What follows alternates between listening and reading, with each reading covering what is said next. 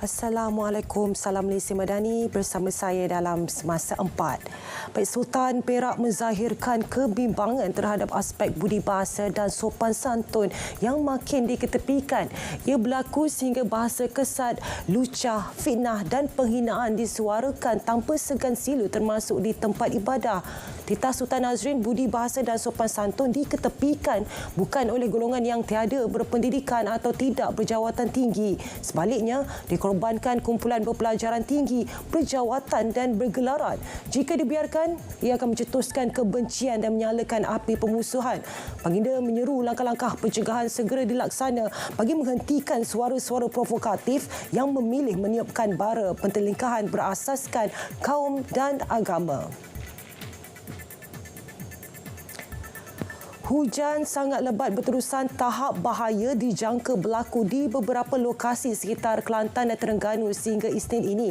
Amaran dikeluarkan Met Malaysia 2 petang tadi. Di Kelantan membabitkan Tumpat, Pasir Mas, Kota Baru, Jeli, Tanah Merah dan Bacok, juga Macang, Pasir Putih dan Kuala Kerai. Di Terengganu pula Besut, Setiu, Kuala Nerus, Kuala Terengganu dan Marang. Met Malaysia turut mengeluarkan amaran hujan lebat berterusan tahap buruk bagi tempoh sama di Hulur Perak-Perak, Gua Musang Kelantan, selain Hulu Terengganu, Dungun dan Kemaman Terengganu.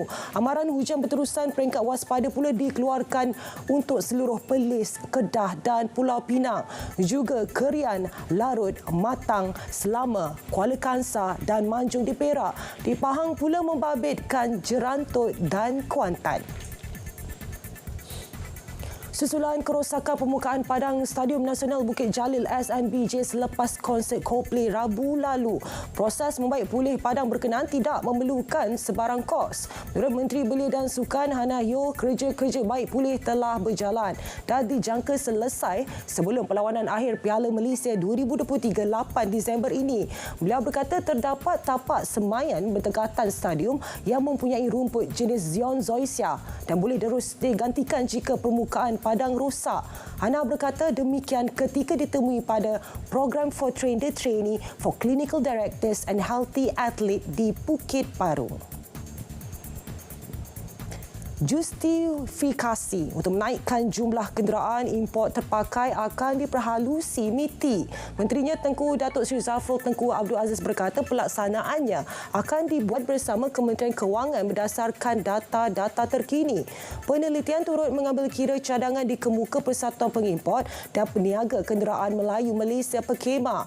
SYOR termasuk meningkatkan jumlah kenderaan import terpakai kepada 50,000 unit setahun berbanding 35,000 unit ketika ini. Menurut Presiden Perkhemah Datuk Muhammad Nazari Nordin, peningkatan itu akan memberi faedah kepada industri hiliran, juga menambah penjanaan ekonomi melebihi RM2 bilion setiap tahun selain memacu pertumbuhan pasaran kenderaan negara.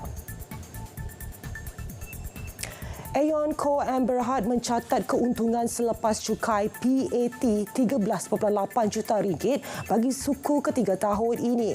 Ia meningkat 27% berbanding suku sama tahun lepas. Pengarah urusannya KG Ono memaklumkan pelaksanaan pelan pengembangan perniagaannya yang dipercepat selain strategi modal runcit baharu yang inovatif telah menyumbang kepada keuntungan tersebut. Syarikat itu kini aktif meneroka pasaran baharu dengan mengambil kira keperluan pelanggan yang pelbagai. Baik, saudara, Semasa 4 berakhir di sini. Dari sungai ke segara, Palestin pasti merdeka. Malaysia Madani tekad perpaduan penuhi harapan.